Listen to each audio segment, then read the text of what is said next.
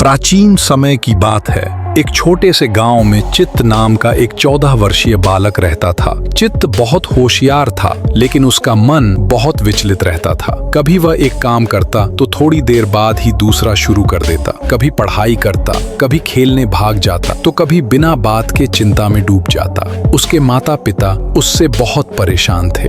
एक दिन गांव में खबर फैली कि गौतम बुद्ध पास के जंगल में ठहरे हुए हैं। चित्त के पिता उसे बुद्ध के पास ले गए। जब चित्त बुद्ध के पास पहुंचा, उसने हाथ जोड़कर पूछा, भगवान, मेरा मन मेरी बात नहीं मानता, मैं क्या करूं? क्या मेरा मन कभी शांत हो सकता है? बुद्ध मुस्कुराए और बोले, चित्त, क्या तुम नदी देख सकते हो? चित्त ने कहा, हाँ भगवान, वह सामने बह रही है।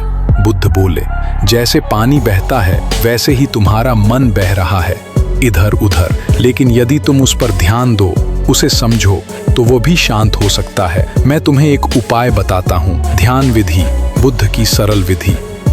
बुद्ध ने चित्त को एक ध्यान अभ्यास बताया। हर सुबह एक शांत स्थान पर बैठो, आंखें बंद करो, अपनी सांसों पर ध्यान दो। सांस भीतर जाती है, सांस बाहर आती है।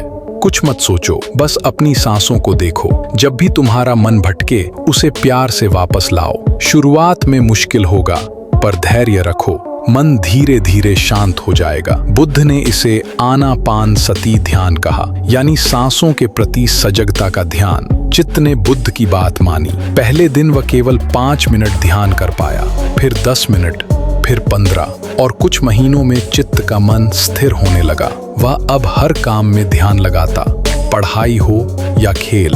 गांव के लोग भी ये बदलाव देखकर हैरान थे।